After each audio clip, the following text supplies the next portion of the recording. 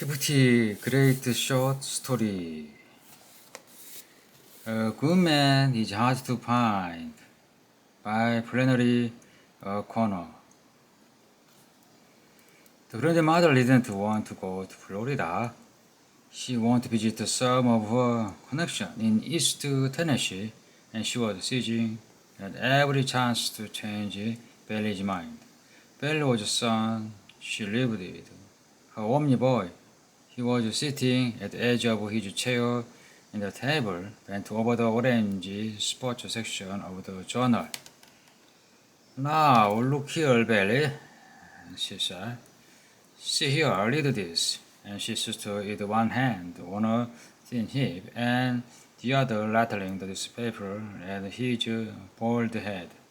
"Here this fellow that called himself the Misfit is arose from the federal pen and headed toward Florida, and you read here what I say he did to these people.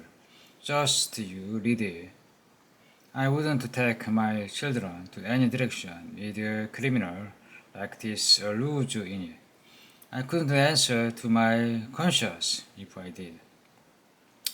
Well, didn't look up from his reading, so he wheeled around then and faced the children's mother, a young woman in slacks, whose face was as broad, as innocent as a cabbage, and was tied around with a green head kerchief. It had 2 points on the top like a rabbit's ear. She was sitting on the sofa, feeding the baby his apricot out of a jar. Her children had been to Florida before, the old lady said. "We ought to take them somewhere else for a change, so they would see different parts of the world, air and broad. They have been to Tennessee." The children's mother didn't seem to hear her, but the 8-year-old boy, John Wesley, a stocky child with glasses, said, "If you don't want to go to Florida, why don't you just stay at home?" He and the little girl, June Star, was reading the funny papers on the floor.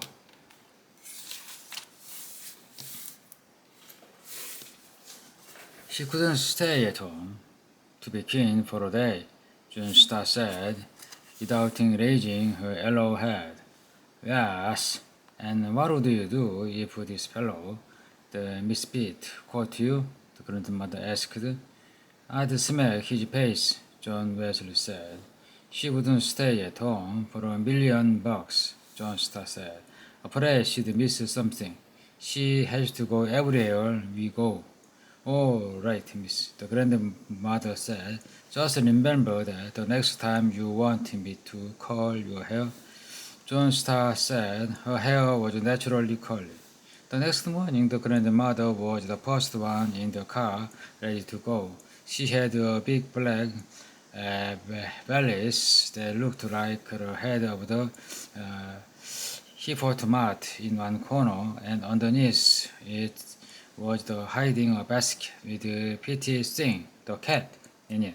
She didn't insist for the cat to be left alone in the house for these days because he would miss her too much, and she was afraid he might brush against one of her gas burner and accidentally aspirate himself. His son, Bailey, didn't like to arrive at a motel with a cat. She sat in the middle of the back seat with John Weasley and John Stars on the other side of her. Bailey and the children's mother and the baby sat in the front, and they left Atlanta at 8:45 with mileage on the car at 55890. The grandmother wrote this down because he thought it would be the interest to stay how many miles they had been when they got back. It took them 20 minutes to reach the outskirts of the city. The old lady settled herself comfortably, removing her white cotton gloves and putting them up with her purse on the shelf in front of the back window. The children's mother still had the slacks and still had her head tied up in a green kerchief. But grandmother had worn the navy blue straw sailor hat with a bunch of white violet on the brim, with a navy blue dress with a small white dot in the print. Her collar and her cuff were white orangey, trimmed when with lace, and her neckline she had pinned a purple spray of gloss violet containing a sachet. In case of an accident, anyone seeing her dead on the highway would know at once that she was a lady. She said Sister East was going to be a good day for driving, neither too hot nor too cold, and she cautioned Belly that the speed limit was 55 miles an hour and that patrolmen hid themselves behind the billboard and small clump of trees and sped out after you before you had a chance to slow down. She pointed out interesting detail of the scenery, stone mountain, the blue granite, and in some place came up to both sides of the highway. The brilliant red clay banks slightly streaked with purple, and the various crop and the made roll of the green lacework on the ground. The trees were full of silver-white sunlight, and the miniest of them sparkled. The children were reading comic magazine and their mother had gone back to sleep. Let's go through Georgie fast, so we won't able to look at much, John Wesley said. If I were a little boy, said the mother, I wouldn't talk about my native state that way. Tennessee has the mountains and Georgia has the hills. Tennessee is just a hillbilly dumping ground, John Wesley said, and Georgia is a large state too. Yes, you said it, June Star said. In my time, said grandmother, folding her thin, veined finger, children were more respectful of their native states and their parents and everything else. If we write them, or look at the cute little pequeño, she said, pointing to a Negro child standing in the door of the shack. Wouldn't that make her a picture now? She asked, and they all turned and looked at the little Negro out of the back window. She waved. We didn't have any breeches on, Junstar said. He probably didn't have any, the grandmother explained. Little legal in the country don't have things like we do. If we could paint, I'd paint that picture, she said. The children exchanged the comic books. The grandmother offered to hold the baby, and the children's mother passed him over the front seat to her. She sat him on her knee and bounced him and told him about the things they were passing.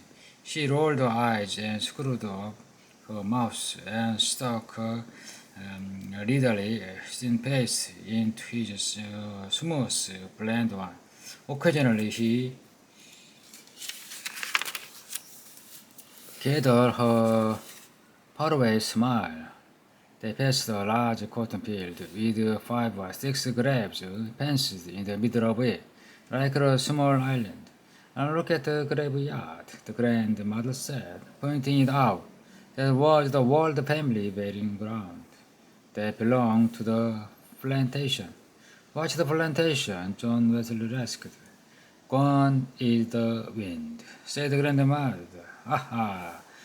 When the children finished all the comic books they had brought, they opened the lunch and ate. The grandmother ate peanut butter sandwich and olive and would not let the children throw the box and the paper napkin out the window.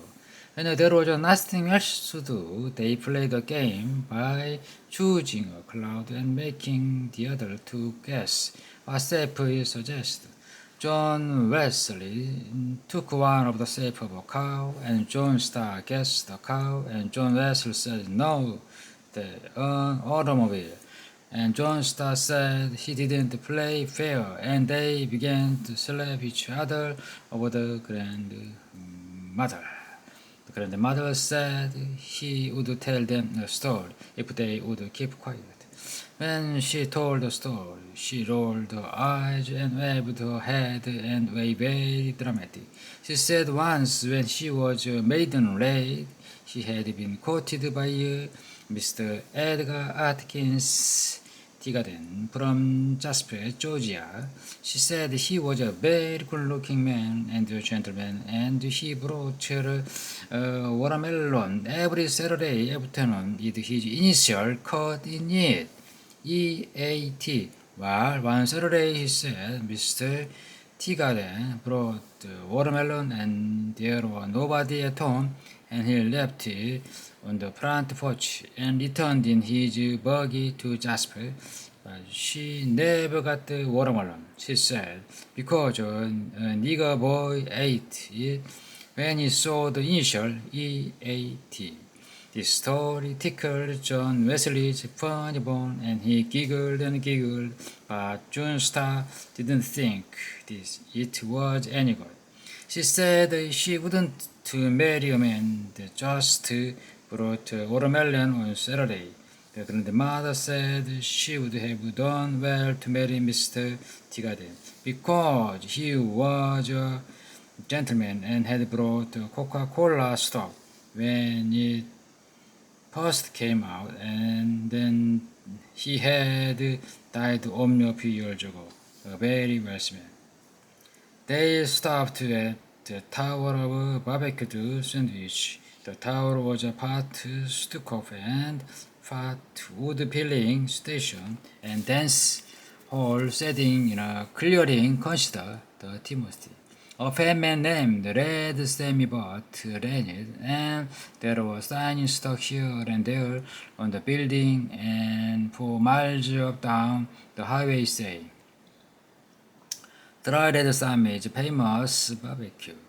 Not like famous Red Sammy, Red Sam. The fat boy with a happy laugh, a veteran. Red Sammy's your man. Red Sammy was lying on the bare ground outside the tower with his head under a truck, while a gray monkey about a foot high, chained a small chinaberry tree, chattered nearby. The monkey sprang back into the tree and got to the highest limb as soon as he saw the children jump out of the car and run toward him. Inside the tower was a long dark room with a counter at one end and table at the other and dancing space in the middle. They all sat down at the board table next to the skeleton, and Sam's wife, a tall blonde brown woman with hair and eye lighter than her skin, came and took their order. The children's mother put a dime in the machine and played the Tennessee Waltz. And the grandmother said that the tune always made her want to dance. She asked Bailey if she would like to dance, but he warmly glared at her. He didn't have a naturally sunny disposition like she did, and Trip made him nervous. The grandmother's brown eyes were very bright. She swayed her head from side to side and pretended she was dancing in her chair. June Star said play something he could tap to, so the children's mother put in another dime and played a past number, and June Star stepped out onto the dance floor and did a tap routine. Ain't this cute? Red Sam's wife said, leaning over the counter. Would you like to come be my little girl? No, I certainly wouldn't, John Star said.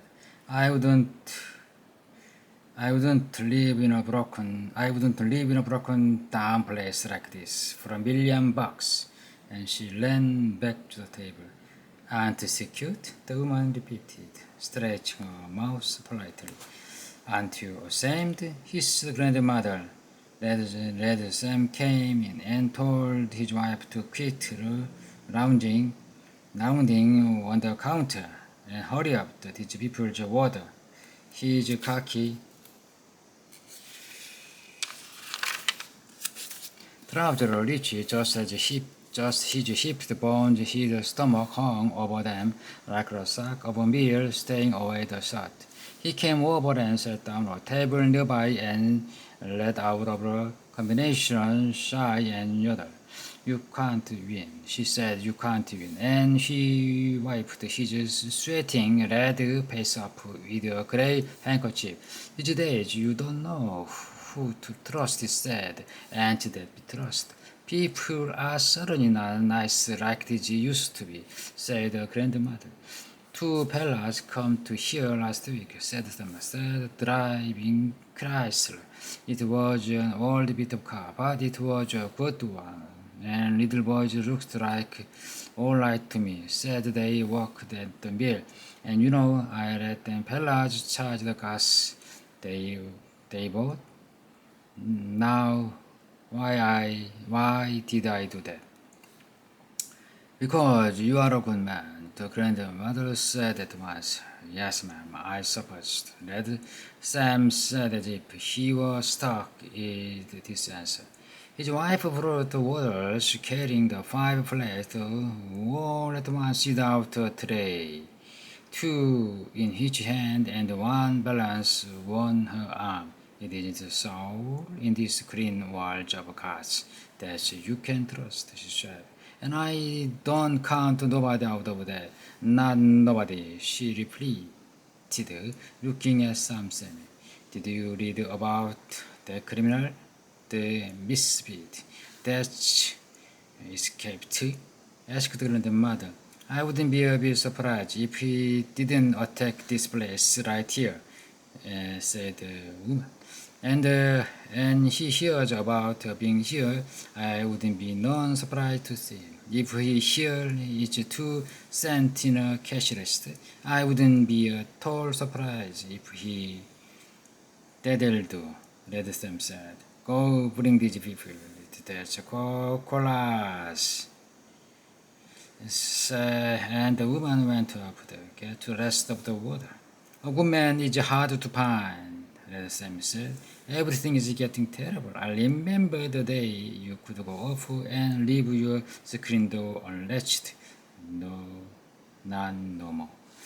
He and her grandmother discussed better times, and old Red said, in her opinion, Europe was entirely to blame for the way things were now. She said the way Europe acted, you would think we were made of money, and Red Sam said it was no use talking about it. She was exactly right. The children ran outside into the white sunlight and looked at the monkey in the leshy chinaberry tree. He was busy catching fleas on himself and biting each one carefully between his teeth as if it were a delicacy. The drove off again into the hot afternoon. The grandmother took canned naps and woke up every few minutes with her own snoring. Outside of Tom Bruce, she woke up and recalled an old plantation she had visited in this neighborhood once, and she was a young lady. She said the house had 6 white columns across the front, and there was an avenue of oaks leading up to it, and 2 little wooden trellis arbor on either side of the front where you sat down with your shooter after a stroll in the garden. He recalled exactly which road to turn up to get to it. She knew the Bailey would not be willing to lose any time looking at the old house. But the more she talked about it, the more she wanted to see it once again, find it, if the little twin arbor was still standing. There was a secret panel in the house, she said craftily, not telling the truth, but wishing that she were. And the story went toward the family silver was hidden in it. When someone came, saw through, but it was never found. Hey, John Wesley said, let's go to see. We'll find it. You will poke a world would walk and find it. Who live there? Where do you turn off there? Hey, Bob, can't we turn off there? We never have seen a house with a screen panel. June Star shrieked. Let's go to the house with the screen panel. Hey, Bob, can't we go see the parlor with the screen panel? It's not far from here, I know, the grandmother said. It wouldn't take over 20 minutes. Bailey was looking straight ahead. His jaw was rigid as a horse's. No, he said. The children began to yell and scream that they want to see the house with the secret panel. John Wesley kicked the back of the front seat, and John Star hung over the mother's shoulder. The wind desperately into her eye, and they never had any fun even on their vacation.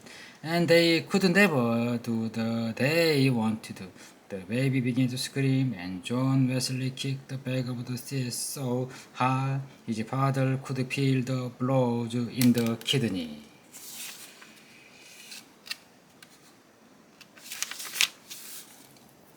All right, he shouted, and drew the car stopped the side of the road.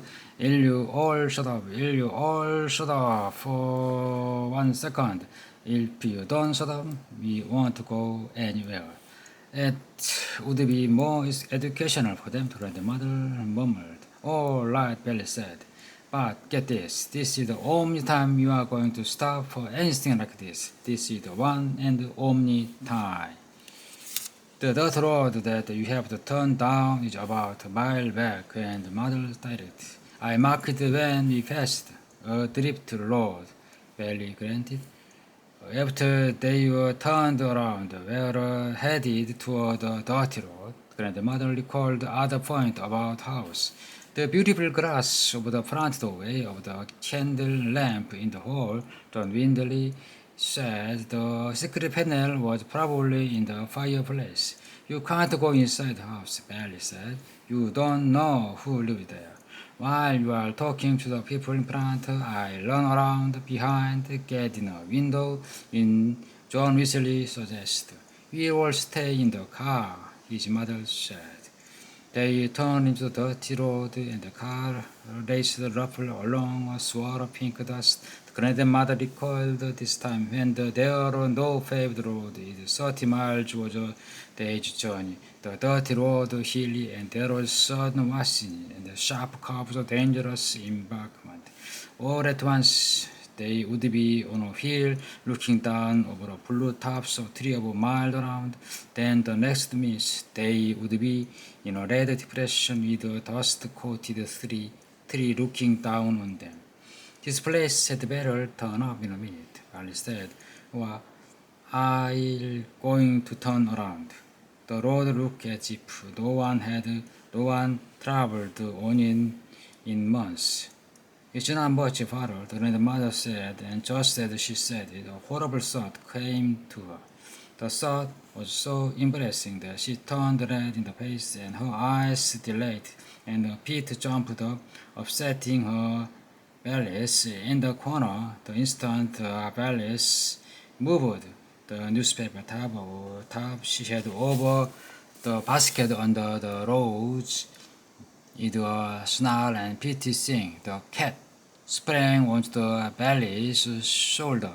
The children were thrown to the floor on their mother, clutching the baby, were thrown out the door onto the ground. The old red was thrown into Francie. The car slewed over once. The randy right side of a clutch up on the side of the road barely remained in the driver's seat. It was a cat, gray stripping with a broad white face and an orange nose, clutching to his neck like a caterpillar.